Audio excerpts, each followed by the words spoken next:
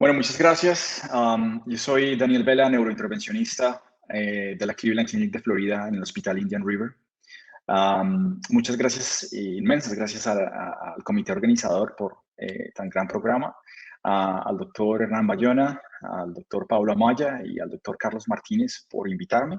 Vamos a hablar un poco del manejo de antiplaquetarios en todos los procedimientos de cirugía neuroendovascular, intervencionismo o neurointervencionismo radiológico que hacemos. Ok. Debo aclarar pues que no tengo ningún conflicto de interés con ninguno de los medicamentos que se van a presentar, ni ningún dispositivo de los que vamos a hablar. Las recomendaciones mencionadas pues en este seminario breve provienen de recomendaciones de Panel Vertus. No es mi intención reemplazar estas recomendaciones por ninguna de las guías basadas en la evidencia, que de hecho no hay muchas. Y obviamente hay sesgos provenientes de protocolos propios, hospitalarios, locales o tratamientos en áreas geográficas donde algunos medicamentos no van a estar disponibles y pues cierta experiencia personal. Entonces, si nos retrocedemos más o menos hacia 2002 y empezamos a observar qué se usaba o qué antiplaquetarios se usaban en coiling asistido por stent, pues teníamos únicamente aspirina, ticlopidina, clopidogrel y algunos bloqueadores de la glicoproteína 2B3A. La ticlopidina no se usa ya hoy día prácticamente. Avanzamos hacia 2008 y aparece en el escenario prasugrel en el 2009. Con la opción de los diversores de flujo para tratamiento endovascular de aneurismas, empezamos a utilizar o vemos la aparición en el 2011 de ticagrelor o de Brilinta. Y hacia 2015, más o menos, empezamos a ver ciertos casos, reportes de casos, evidencia muy limitada que vamos a ver, pues, que ha tomado un poco de fuerza últimamente el uso de cangrelor, sobre todo en casos de aneurismas rotos, hemorragia subaracnoidea, donde hay que acudir a diversores de flujo de manera urgente, pues, durante los casos. ¿Y qué ha pasado, pues, entre 2015 y 2021?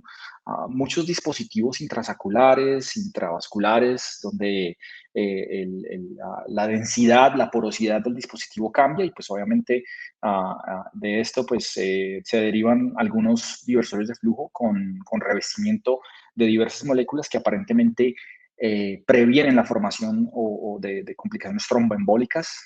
Y pues ahí vamos, más o menos. Para entender el uso de antiplaquetarios, pues hay que entender principios muy básicos de hemostasia primaria. Tenemos pues un endotelio sano con flujo sanguíneo normal, un endotelio con flujo sanguíneo normal, con plaquetas inactivadas que circulan pues en cualquier momento normal. Cuando hay un daño vascular de la pared endotelial, bien sea por un stent, por un catéter, por un microwire, pues hay una lesión del endotelio, se expone fibras de colágeno y factor de von Willebrand del subendotelio e inicia la adhesión plaquetaria precisamente por activación y reclutamiento de esas plaquetas. Entonces se va a formar pues un trombo de plaquetas, donde pues se agregan gracias a la activación de ADP y como un intento para sanar o pues tratar y aliviar esa injuria que sucedió en el endotelio. Esos como son los principios pues primarios o básicos de hemostasia primaria. ¿Qué sucede en la pared de un aneurisma? Entonces, los aneurismas, pues se ha discutido mucho, se pueden generar por daño endotelial, que es dependiente de flujo, el cual se genera pues en una respuesta inflamatoria a, haciendo, que es dependiente de flujo en algunos casos, haciendo que macrófagos infiltren pues la pared arterial y que secreten citoquinas inflamatorias que promueven remodelación de esas capas subendoteliales, metaloproteinasas, otras citoquinas inflamatorias, y pues esa respuesta inflamatoria resulta en una destrucción proteolítica de la matriz extracelular y de células del músculo liso. De toda esa remodelación de las capas subendoteliales y sobre todo del músculo liso, resulta en una dilatación progresiva, como vemos acá, una dilatación progresiva pues de esa parte, de esa área del endotelio, que va últimamente a finalmente a formar pues un saco aneurismático. Y si esa inflamación es progresiva, pues se genera ruptura. Son principios muy básicos. Entonces, como decía, hoy día tenemos técnicas diversas para tratar aneurismas de forma endovascular. Las más comunes, las más conocidas, pues coiling asistido por balón, coiling asistido por stents, stents cruzados para aneurismas de cierto tamaño del top de la basilar, diversores de flujo, que es lo que más nos interesa hoy día, algunos dispositivos intrasaculares, dispositivos otros nuevos como el Pulse Rider, que va a soportar y ayudar pues, el posicionamiento de coils, el dispositivo Comaneci, que es prácticamente un stent que ayuda a sostener los coils y que pues luego, luego el caso se retira. Pero en principios básicos, nuevamente, lo que se hace con un diversor de flujo es que al poner esa prótesis o al poner ese stent diversor de flujo, lo que se hace es direccionar y las dinámicas de fluidos del aneurisma o dentro del saco aneurismático cambian y se genera pues trombosis del aneurisma, lo que finalmente a los 3 o 6 meses o incluso 9 meses pues se va a ver una resorción y un desaparecimiento del saco aneurismático, siempre y cuando haya una aposición adecuada del diversor de flujo pues a la pared arterial y no se va y el remodelamiento sea adecuado, el remodelamiento del endotelio pues que está tanto dentro del diversor de flujo como ciertos cambios que van a ocurrir dentro del saco aneurismático. Entonces, para entender la fisiología plaquetaria a grandes rasgos y para entender lo que hacemos, hay 3 puntos importantes en fisiología plaquetaria, pues que es el receptor de P2Y12, ¿sí? Donde que se activa por ADP y que genera estas proyecciones o digitaciones de las plaquetas que van finalmente a unirse al factor de von Willebrand y lo que genera adhesión de la plaqueta al endotelio. La aspirina que inhibe la ciclooxigenasa 1 y que finalmente va a actuar en el tromboxano. Y otros medicamentos como el apiximab, el eftafibatide y el tirofiban, que se unen a la glicoproteína 2B3A. Estos 3 targets o estos 3 mecanismos son los principales pues, de activación plaquetaria, es lo que en lo que nos vamos a centrar. Importante señalar aquí este puente fibrinógeno entre plaqueta y plaqueta, entre los receptores de glicoproteína 2B, son los que se inhiben con los antagonistas de la glicoproteína 2B3A y lo que realmente representa uno de los mecanismos más eficaces para bloquear la agregación entre plaqueta y plaqueta. Eso lo vamos a entender ahorita. Entonces, cuando posicionamos un stent intracraneal, un stent carotidio, un diversor de flujo para un aneurisma intracraneal, ¿por qué se necesita doble antiplaquetario? Esas son las recomendaciones para este tipo de dispositivos, precisamente para disminuir los riesgos de complicaciones tromboembólicas y para favorecer la remodelación endotelial. Entonces, pues el concepto principal es la combinación de aspirina y un agente inhibidor del receptor P2Y12. Importante tener en cuenta que entre el 15 al 40% de los pacientes no van a tener una respuesta óptima o subóptima cuando se evalúan por test de agregación de ADP. Complicaciones en general de todos los antiplaquetarios, pues siempre va a haber efectos secundarios. El metabolismo cambia de acuerdo a algunos factores genéticos, dieta también. Algunos pacientes van a tener muy pobre respuesta a ciertos antiplaquetarios o excesiva respuesta, lo cual incrementa pues, el riesgo de hemorragias intracraneales o digestivas. Entonces, el primero, aparentemente lo conocemos muy bien, pero pues es importante recordar algunos conceptos. Entonces, la aspirina inhibe la ciclooxigenasa 1 a dosis menores, hay dosis mayores, dosis menores, detiene la conversión de ácido, bloquea la enzima, ¿no? Entonces, detiene la conversión de ácido araquidónico a prostaglandina. Y finalmente, si no hay prostaglandina, pues no va a haber un metabolismo, una generación de tromboxano A2, que es lo que genera la activación de la plaqueta también con ciertos receptores, la adhesión endotelial, y ese efecto persiste durante la vida media o la vida útil de la plaqueta, que pues, más o menos es entre 7 y 10 días. Si se administra pues una dosis de carga, bien sea oral o por tubo nasogástrico rectal o IV, si está disponible, se logran niveles séricos más o menos a los 15-20 minutos. La inhibición plaquetaria va a ser óptima más o menos entre 40 a 60 minutos. Y hay que tener en cuenta que pues, si se administra aspirina con cubierta entérica, el metabolismo se va a ver se va a ver un poco retrasado, precisamente pues, por la cubierta, y la inhibición plaquetaria no se va a lograr sino hasta los 60 o 90 minutos. El clopidogrel, recordemos que es de absorción intestinal, sufre metabolismo extenso hepático, solamente 15% de lo que uno administra de clopidogrel, de Plavix, es lo que se va a realmente a ver como un metabolito activo. Esos metabolitos activos, después de que han pasado por diferentes citocromos, la mayoría del medicamento pues va a actuar de manera irreversible, antagonizar el receptor P2Y12, lo que termina pues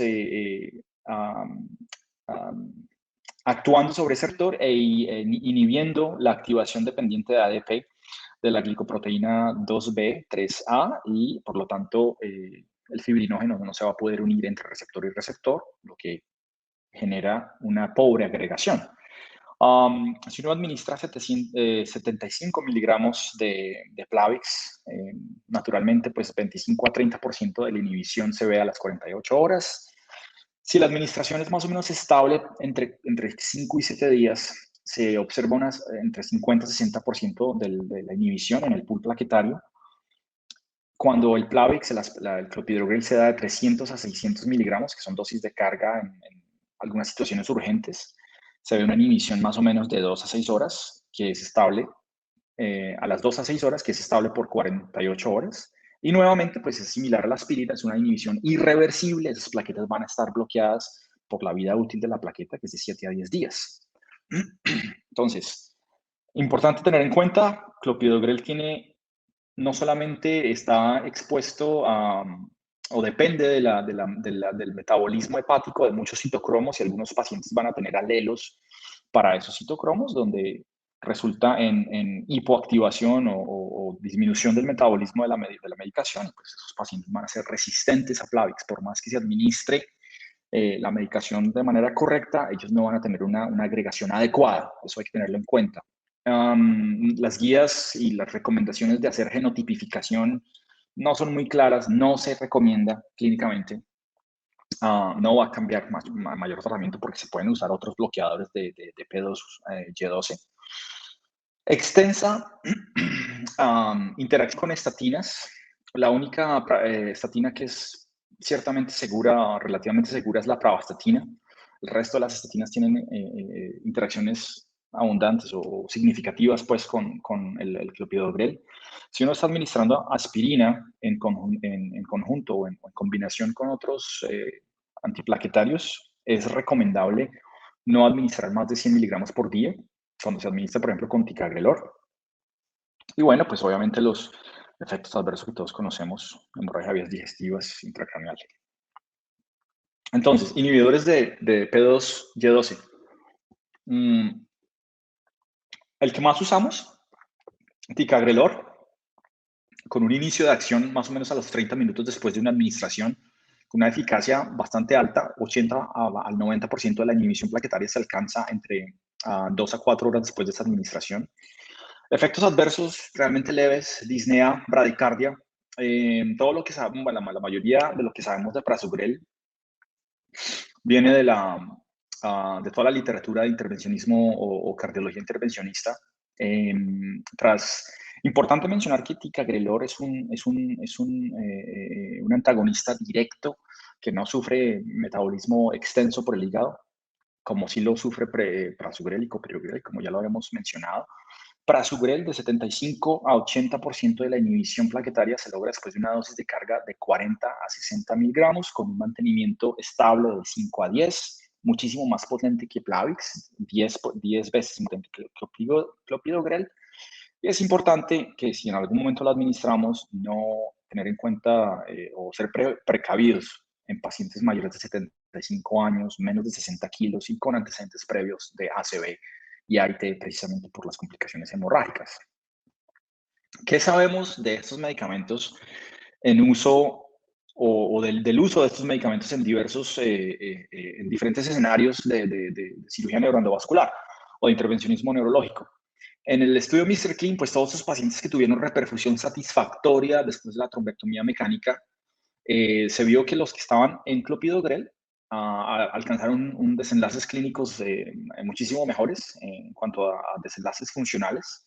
En oclusiones tándem, en aquellas oclusiones donde se ve oclusión de la carótida interna eh, con oclusión de la cerebral media, pues hay menos riesgo de retrombosis carotidia una vez se abre o se extiende pues la arteria carótida interna después de una angioplastía. Esos resultados se van a ver un poco mejor en el estudio Mr. Clean. Ticagrelor, pues tenemos la dosis usual, dosis de carga de 180 miligramos, también en este tipo de procedimientos cuando se hacen trombectomía mecánica y se tiene que acudir a un stent carotidio para, ¿cómo se llama esto? Oclusión tándem.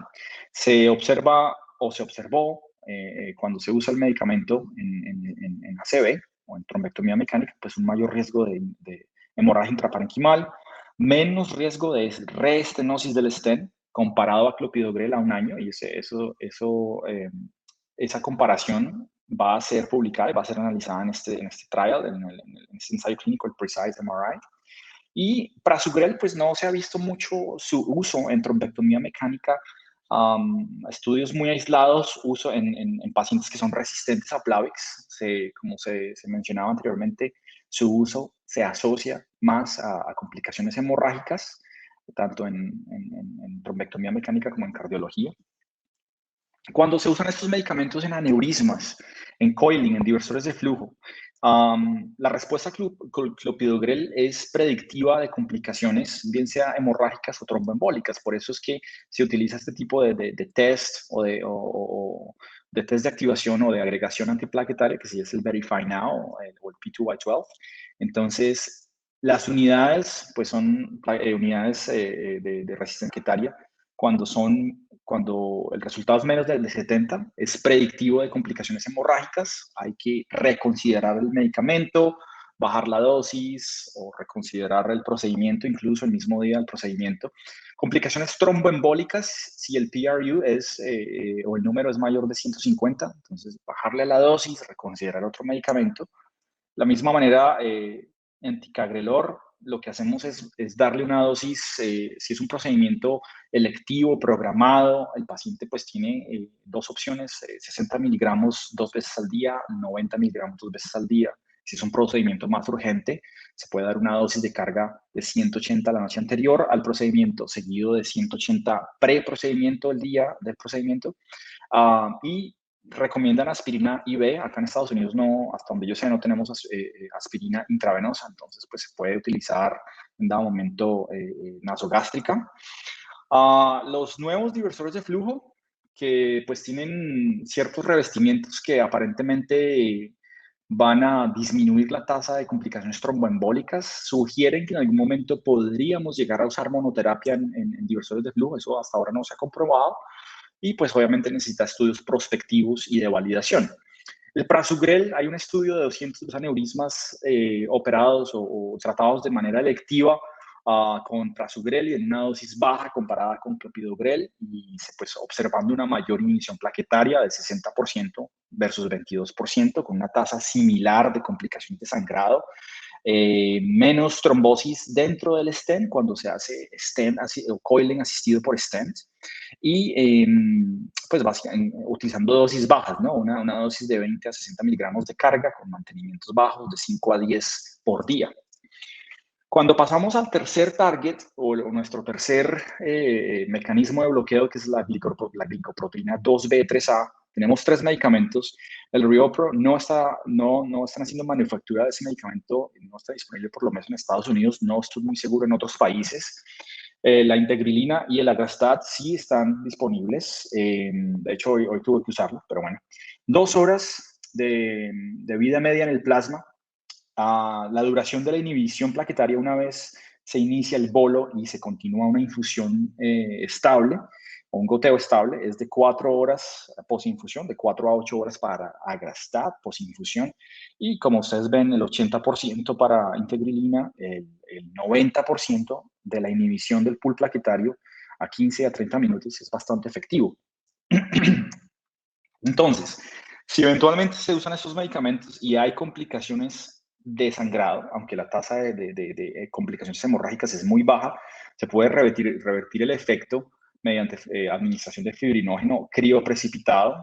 Esta tabla es simplemente para mostrar, esto es un metaanálisis de 516 casos analizados donde se observó una mayor recanalización usando integrilina o Agrastat en esos casos complicados sin tener mayor diferencia entre los resultados si fuese administrado intraarterial o intravenoso. El medicamento nuevo es el Cangrelor, es el único inhibidor P2Y12 de forma reversible intravenoso, alcanza 90% de la inhibición plaquetaria, muy rápida acción, 2 minutos después de la administración, tiene una vida muy corta, 60 minutos. Una vez usted inicia el goteo, logra la restauración, logra la acción a los 2 minutos y la restauración de la actividad plaquetaria normal 60 minutos después de parar el medicamento.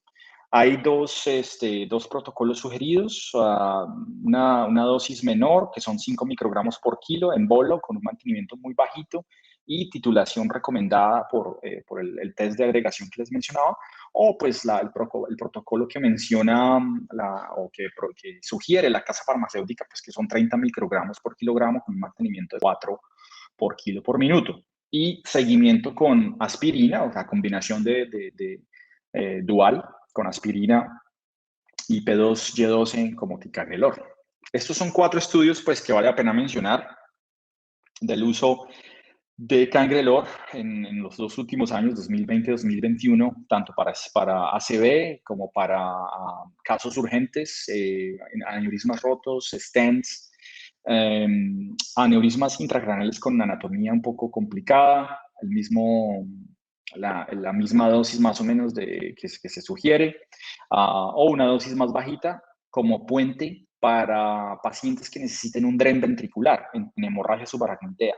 Y pues este es un estudio multicéntrico, 4 centros, 66 pacientes analizados, 44 para ACV, 24 aneurismas, de los 24, 16 fueron rotos, 8 fueron electivos, y las tasas de complicaciones muy bajas, 9.5%, o 4 pacientes con ACV pues tuvieron complicaciones no relacionadas con el medicamento, y 2 pacientes se complicaron, de 24 aneurismas tratados, 2 pacientes se complicaron únicamente con con complicaciones hemorrágicas, entonces pues muy bajas.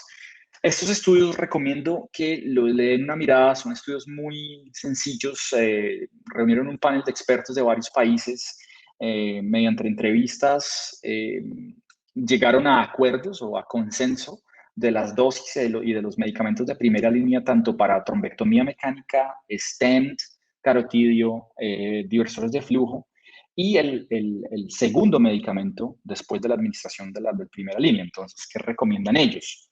Recomiendan que para stent carotidio se administre un bolo de aspirina de 500 miligramos como primera línea, seguido de una glicoproteína, a un inhibidor de la glicoproteína 2B3A. No es lo que, por lo general, no hemos usado ese protocolo que ellos sugieren. No hay aspirina IV o intravenosa de forma regular. Para el tratamiento post-stent o post-coiling, se recomienda pues la aspirina 100 miligramos oral y un inhibidor P2Y12, que por lo general es ticagrelor, dentro de las siguientes 24 horas. Estas son las dosis recomendadas, tanto de dosis de carga como dosis de mantenimiento de los inhibidores P2Y12 y de las glicoproteínas, de los inhibidores de glicoproteína 2B3A en intervención aguda o urgente,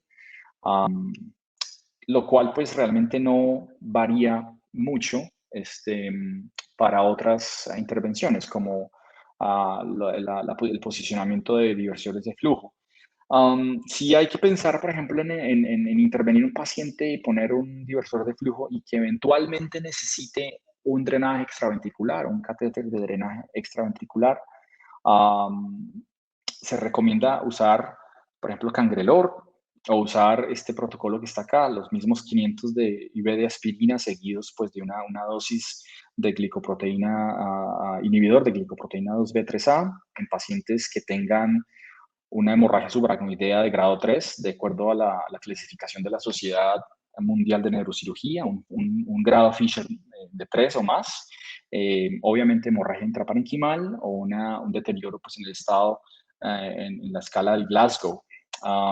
Y pues bueno, estas son recomendaciones para pacientes que probablemente no van a necesitar um, terapia de puente o de drenaje extraventricular cuando son tratados de forma aguda para hemorragia subaracnoidea y posicionamiento o colocación de diversores de flujo. Para finalizar, la misma metodología Delphi en posicionamiento de stents intracraneales en rescate o como rescate en trombectomía mecánica, donde se trata la trombosis pues, de la cerebral media con stent retrievers, con aspiración y vuelve y se cierra la arteria. Entonces se hace un segundo paso y vuelve y se cierra la arteria. Entonces es necesario usar a veces un stent intracraneal, que por lo general es un Atlas Neuroform. ¿Cómo se hace la agregación antiplaquetaria? Básicamente las mismas recomendaciones, aunque hay muchas preguntas que no tienen respuesta, que no han censo. ¿Cuál de los medicamentos se debe usar post procedimiento? ¿Cuánto se tiene que usar en cuestión de dosis? ¿Por cuánto tiempo? O si se tiene que administrar una dosis de carga previa apenas sabe uno del ACV, por ejemplo, del paciente. Entonces, pues no hay consenso en eso, hay que revisar esas dosis, estar familiarizado con eso y pues esos como los conceptos básicos. Recordemos que todos estos medicamentos y todos estos tratamientos son recomendaciones de panel de expertos. Esto no tiene evidencia realmente muy fuerte, es lo que hacemos día a día y pues invitados a seguir la conversación, si necesitan las diapositivas para los artículos o para las tablas, me pueden escribir y bueno, sigamos hablando del tema. Muchas gracias por la invitación, por su paciencia y espero que disfruten el resto del evento. Muchas gracias.